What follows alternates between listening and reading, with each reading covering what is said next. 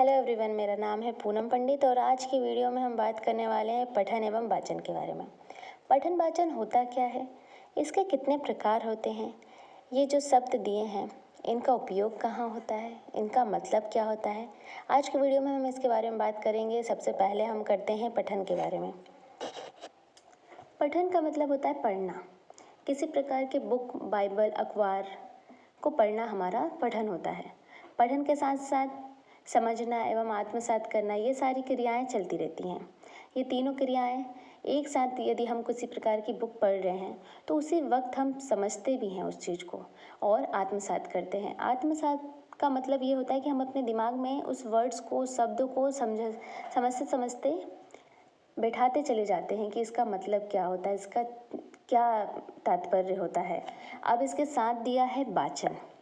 वाचन का मतलब ये कह सकते हैं किसी को बोलना, पढ़ाना या किसी व्यक्ति से बात करना, किसी बुक को, किताब को, रामचरितमानस ईटीसी किसी को भी पढ़ना वाचन कहलाता है। जो हम आवाज़ निकाल के पढ़ रहे हैं इसको मैं वाचन कह सकती हूँ। मैं आपको पढ़ा रही हूँ, ये भी एक वाचन है, ये भी एक वाचन की क्रिया में आता है।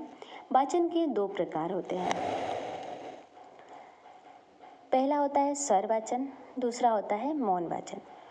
स्वर वाचन से तात्पर्य ये कह सकते हैं कि अपने द्वारा निकाली गई आवाज़ एवं ध्वनि के द्वारा उपयोग करके किसी प्रकार की बुक या किसी समूह में बैठे बातचीत, किसी सब्जेक्ट पर चर्चा करना, भाषण देना, ये सारी चीज़ें हमारे स्वर वाचन के अंतर्गत आती हैं। सेकंड पॉइंट है मौन वाचन। मौन वाचन का उपयोग अधिकतर शालाओं में किया जाता है। कक्षा 8वीं से आपने भी देखा होगा कि हमें कोई मैडम किसी प्रकार का आंसर याद करने को दे रही है तो हम मौन वाचन का उपयोग करते थे, जिससे क्या होता है कि थकान कम होती है, सामने वाला व्यक्ति उस चीज़ से प्रभावित नहीं होता है, कम समय में ज़्यादा अध्ययन होता है। ये सारी चीज़ें, क्रियाएं हमारी मौन वाचन के अंतर्गत आती हैं।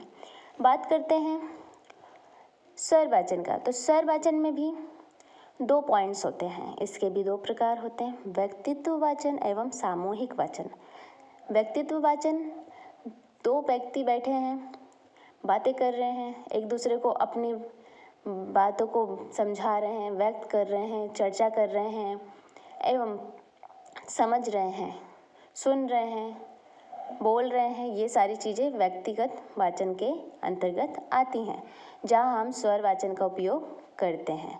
सामूहिक वाचन, सामूहिक वाचन से कह सकते हैं किसी प्रकार का ग्रुप बैठा है, सभा बैठी है, वाद विवाद, चर्चा, पक्ष विपक्ष की बातें हो रही हैं, भाषण दे रहा है कोई नेता, बहुत सारे लोग बैठे हैं, तो ये सामूहिक वाचन के अंतर्गत आती है। इसमें भी हम स्वर वाचन का उपयोग करते हैं। मान लीजिए कि समूह में बैठ के हम मन में बातें करेंगे तो कोई समझ पाएगा क्या? नहीं समझेगा, तो हमें इस जगह पर स्वर वाचन का उपयोग करना पड़ता है। अब बात करते हैं मौन वाचन। मौन वाचन भी दो प्रकार के होते हैं, एक होता है गंभीर वाचन, दूसरा होता है धूर्त वाचन। गंभीर वाचन से कह सकते हैं कि हम किसी बुक को बहुत गंभीरता से पढ़ रहे हैं, इस चीज़ को हम बहुत गंभीरता से पढ़ रहे हैं एवं उस चीज़ को समझ रहे हैं एवं गहराई में जाकर पढ़ रहे हैं। मान लीजिए अपन एग्जाम्पल लेते हैं, किसी प्रकार का निबंध पढ़ रहे हैं तो हम उसे मौन वाचन के तौर पे ही पढ़ते हैं। इसलिए पढ़ा जाता है कि हम इसे गंभीर तरीके से पढ़ रहे हैं, इसमें त्रुटियां ना हो, किसी को कोई से शब्द हम गलत ना पढ़ दें।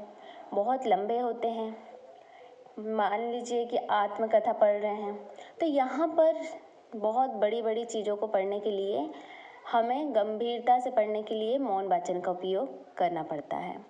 बात आ रही है धूर्त वाचन की। धूर्त वाचन को किसी शब्द को, किसी वाक्य को सरल बनाकर विस्तृत करना, पढ़ना, हम कम समय में अधिक अध्ययन कर सकते हैं, मौन वाचन कर सकते हैं।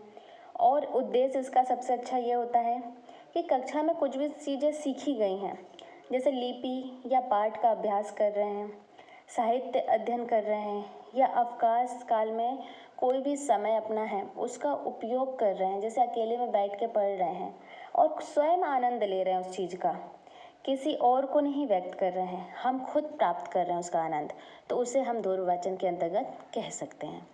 अब बात करते हैं व्यक्तित्व वाचन। व्यक्तित्व वाचन के अंतर्गत भी दो प्रकार आते हैं। पहला आदर्श वाचन, दूसरा अनुकरण वाचन। आदर्श वाचन का उपयोग अधिकतर शालाओं में किया जाता है जब शिक्षार्थी अपने विद्यार्थियों को पढ़ाते हैं। उस समय आदर्श वाचन का उपयोग करना अनिवार्य होता है। मान लीजिए कि मैं पढ़ा रही हूँ, आपको कुछ भी समझ में नहीं आ रहा है, मेरे शब्द गलत हैं, मेरी बातों का उच्चारण आपको समझ में नहीं आ रहा, उसका अर्थ समझ में नहीं आ रहा है और मैं आपको गलत कैसा भी पढ़ाए जा रही हूँ और आपको कुछ समझ में आ नहीं रहा है, तो इसलिए पहले मैं अपने आदर्श वाचन को फॉलो करूँगी, उसके बाद ही आपको पढ़ाऊँगी। तो ये आदर्श वाचन का होना बहुत अनिवार्य है एक शिक्षक के लिए, ताकि उसको विद्यार्थियों को आसानी से पढ़ा सके, आसानी से समझा सके। दूसरी बात करते हैं अनुकरण वाचन। अनुकरण वाचन से तात्पर्य ये होता है कि आदर्श वाचन के आधार पर ही अनुकरण वाचन किया जाता है।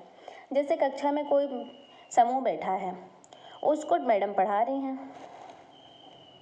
पढ़ा रहे हैं, अनुकरण कर रहे हैं और वाचन भी कर रहे हैं, तो आदर्श वाचन के अंतर्गत ही अनुकरण वाचन करना पड़ता है। इससे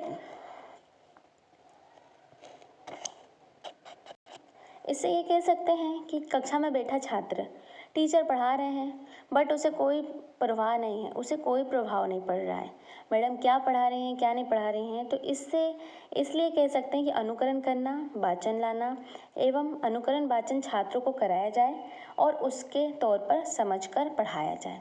एंड उम्मीद करती हूँ कि आपको ये सारी चीज़ें समझ में आई होंगी एंड आप मेरे साथ बने रहें एंड थैंक्स फॉर वॉचिंग।